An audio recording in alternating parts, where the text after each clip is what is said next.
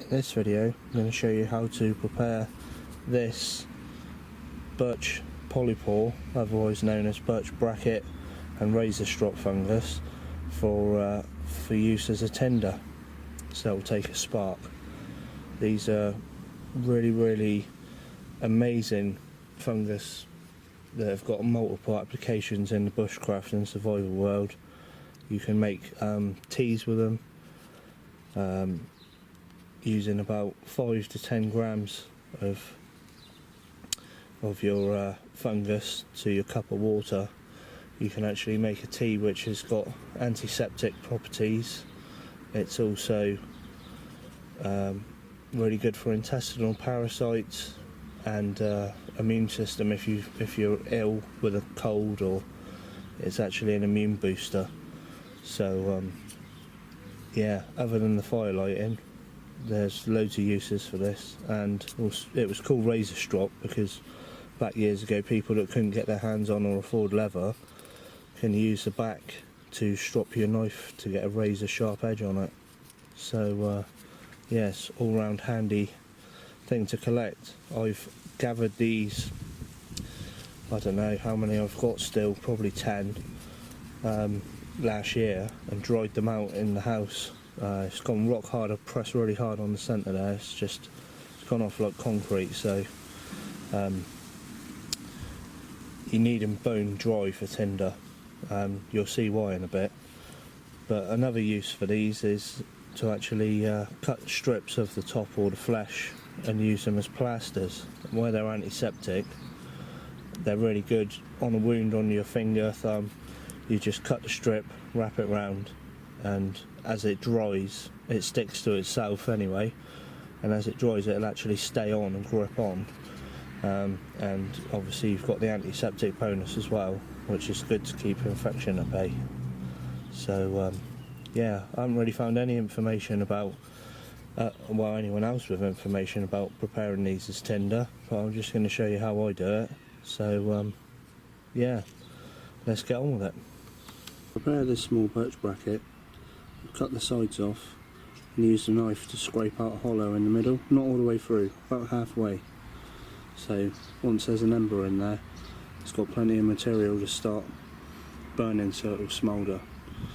The next step is to create your tinder by taking the sides you've cut off and grinding them up into a powder. I found rubbing them on a stone is a really good way to achieve this. You get a really fine powder once they've been dried out long enough. So there you go. Just gather this and put it into the centre of your birch bracket that you've prepared. Right, so here we go. Got all the powdered birch bracket in the hollow I made. So now I'm just gonna throw a few sparks into it and see if we can get an ember. So here we go.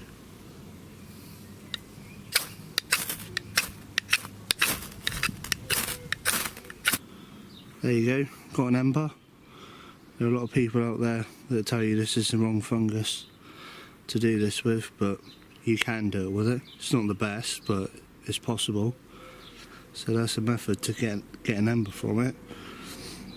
So obviously, also the other thing with this birch bracket fungus is if you place a coal from your fire on one of these and it'll eat in and start getting this to smoulder, then you've got a way of transporting your fire, because this will smoulder for hours.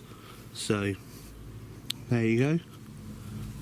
That's one method of how to prepare your birch bracket to actually use as a tinder.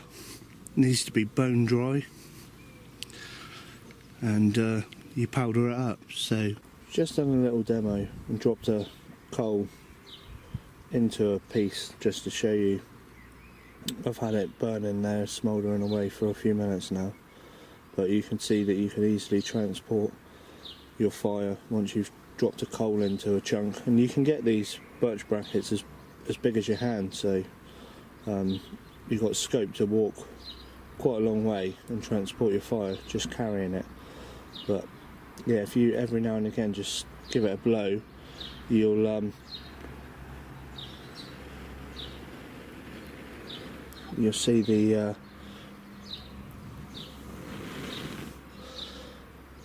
glow.